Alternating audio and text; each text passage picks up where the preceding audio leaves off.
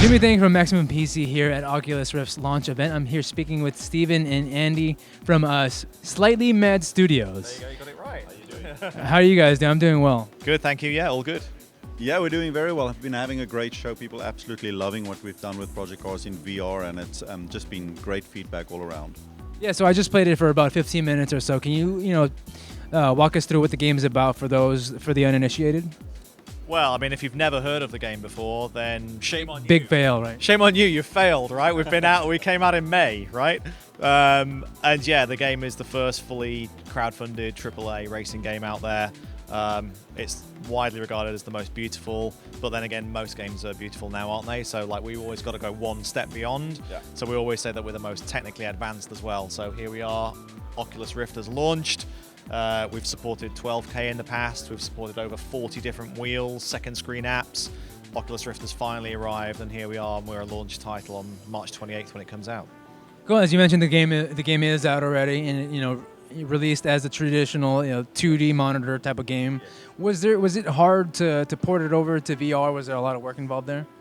Yes, absolutely. So getting it working initially just so it shows up in the headset, that was a simple bit.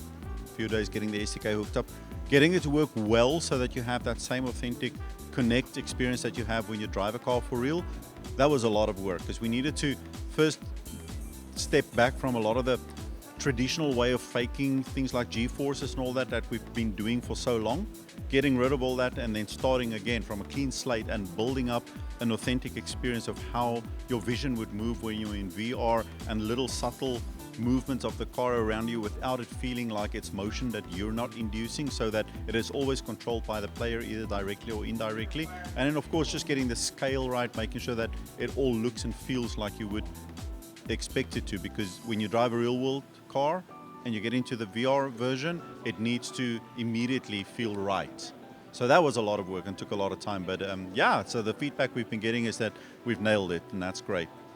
Yeah. If you remember back in time, cockpit view isn't used by very many people because they feel it's a very enclosed, claustrophobic way of driving. It feels like you're driving with widescreen borders. So on our previous games, we were sure to address that with the kind of thing Steven's talking about, which is like, motion with the camera is attached to the driver, which is attached to the physics of the car, and doing all these different kind of ways of making it feel like it's not a claustrophobic environment, that you are actually in the cockpit there. And now with VR, we don't need to do that as much because it's just a perfect way of experiencing it by seeing it in VR. In fact, you don't want to do that because what we found initially when we just got VR working in Project Cars, we were all getting sick. It's like you'd do 2-3 laps and you'd be like, I can't do this anymore. And I so badly want to play it in VR because it just feels so good because you're sitting in the car and all that, but you get sick. And then we started like figuring out what's going on, and we started backtracking and saying, okay, let's not do that, let's not do this. And yeah, so finally we got to the point of where you're sitting in the car cockpit, and now we can truly say it's the closest we can get you to being there for real without being there for real. Yeah, it's funny that you mentioned that because obviously you're wearing the HMD, and it makes you feel like you're actually wearing like a helmet or something like that.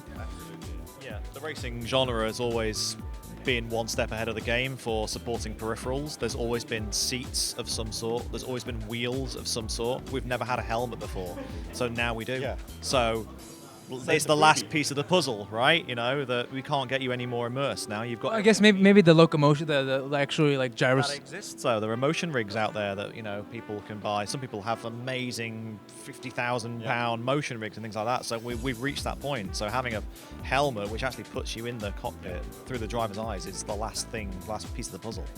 I want to talk a little bit about motion sickness. I played the game for like 15 minutes just now. I didn't feel motion sick at all. But you mentioned that initially, early on, when you guys ported it, there was. So what did you guys do to like correct some of the issues there? Again, a lot of the work was simply getting it to feel authentic to what you are used to. It should feel like when you drive a real world car, right? Because as soon as you have motion that is not initiated by the player, then there's a disconnect. And at the very least you feel uncomfortable, typically you feel sick. It should always feel that you are in control of whatever emotion is happening. But at the same time, we still needed to do some things to give you that sensation that you're driving a high-speed vehicle, and it's all of the stuff that would happen when you're doing it in real life. without having a motion rig. Of course, you can't do that. So finding that fine balance point where you can have that, but it always feels as if the player is the one that's initiating any motion. And then again, little things like you don't typically would consider would be a problem in VR is like just when you tilt your head slightly, that it exactly matches accurately the camera movement to what you're doing with your head. Tweaking that so we have that be exactly like it would look like in real life when you're moving your head like that. It was a lot of little things that it took to get it to the point of where, and of course, again, like Annie mentioned earlier as well, you're sitting in a cockpit, so you have close proximity 3D detail, a cockpit that is not like moving around independently of what you're doing, and that grounds you in the world. You have an horizon, and even when we have people in your, like what you experience yourself, like it starts raining and your car starts spinning and you're going crazy, and it still feels fine because you can do the old ballerina trick of, where you just lock your eyes on the land over there or whatever. I've never been a ballerina, but I'll take your word for it. Well, it's the how trick are we that supposed you to know? just We didn't did. want to stereotype, So I'm one of those people who does get motion sick though. So for me, like the thought of spending time in VR is not something I'm looking forward to. However, a lot of the games here have nailed it. And certainly with racing as well, for me, it's a pleasurable experience because all the data's coming from the horizon point straight to my eye. I know what a car should feel like because we've all sat in one. I know the horizon isn't going to go strangely up or down. I know which way, Without it's you going. making it go up Yeah. and down. Exactly. The worst that can happen is maybe I spin the car and Yeah. do donuts and things like that. So even for someone like myself who maybe isn't going to jump into like a game which is going to upset my inner ear balance, racing is absolutely perfect for it. So yeah, it's totally a comfortable experience. Go and have one final question. We just played it with the Xbox controller. Will you guys also support, steering wheels as well? Yes, obviously. We already do. So we have like support for all the major steering wheels out there. We allow full customization, so you can go in and if you don't like the default button layout or it doesn't work for you in VR where it may have worked for you in a traditional flat screen world, then you can go and change that.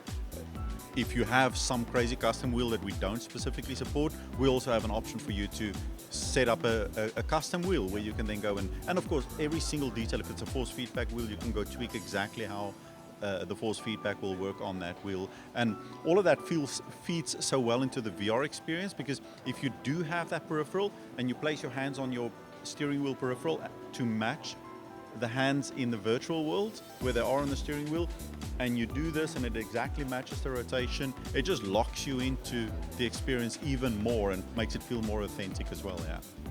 Awesome. I'm looking forward to it. The game is out today, but Oculus is launching on March 28th, and we can expect the game to come out with that. Launch title will be out on March the 28th when the hardware is available, so you'll immediately be able to get it off Oculus Store and play it. Awesome. Thanks, guys. For more information on the Oculus Rift, check out MaximumPC.com.